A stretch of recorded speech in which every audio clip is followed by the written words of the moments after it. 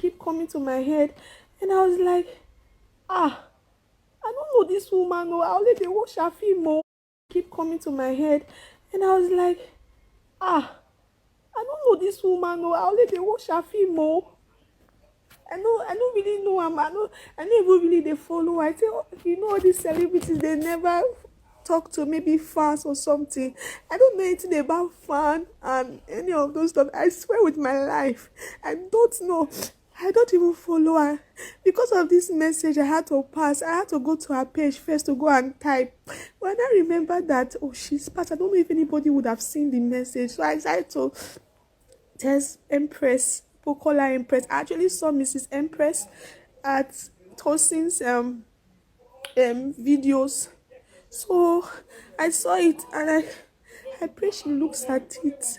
I hope she does not think I'm here to um to want to make clout or anything.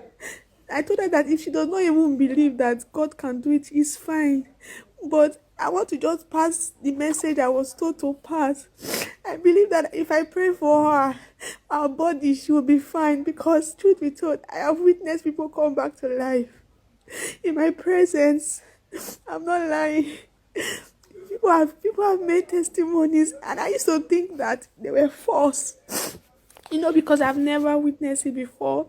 So until it happened before my very eyes, our pastor was telling us the story of a woman that his own biological sister that did not believe that he was sent by God.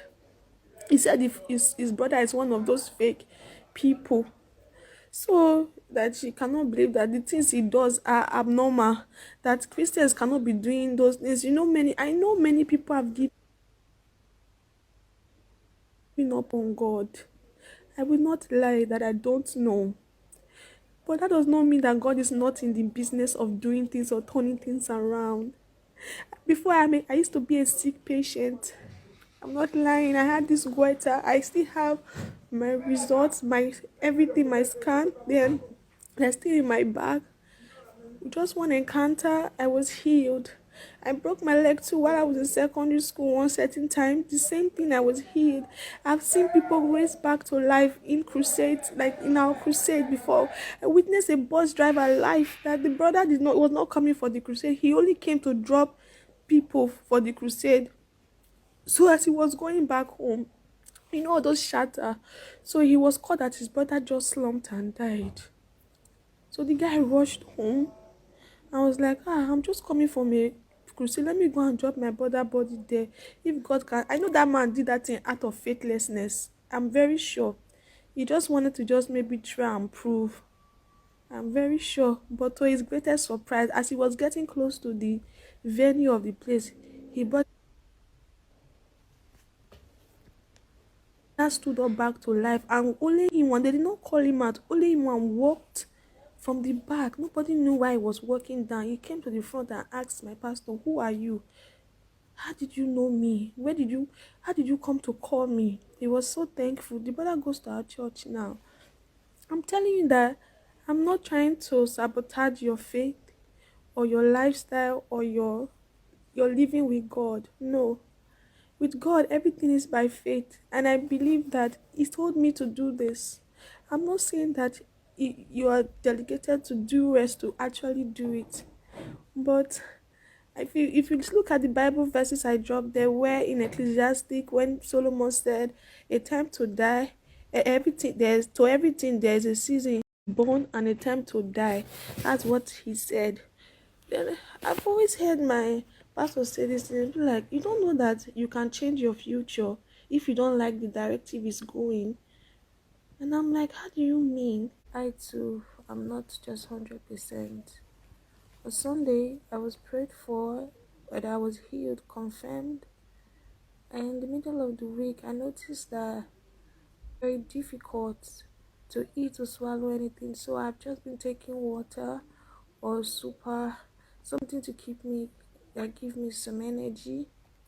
Today, I was at my shop, so I was selling. I've never done this before, so please, nobody should attack me. I beg you in the name of God. You think God's severe? I had to come to my house and I had to come and rest. So I was resting and all of that, but I was so hot, like my body was like on fire and everything. I was hungry, but I couldn't swallow a thing. Food was made for me, but I couldn't eat it. So I just took water again. So in the pain that I was feeling, the excess pain, because I've had my, I'm not a pastor, I'm not a preacher, I'm none of those stuff. So as I was really concerned about myself, I was like, God, because I one day my sister told me she was having this severe cramp. I've heard people say it before in my church, but it has never really worked for me that way. So she said she had this severe cramp. So she thought she was even going to die. So while she was on the bed, she spoke in tongues. So she was praying. So she asked God, God, what can I do for this cramp to go? Because I can't bear it anymore.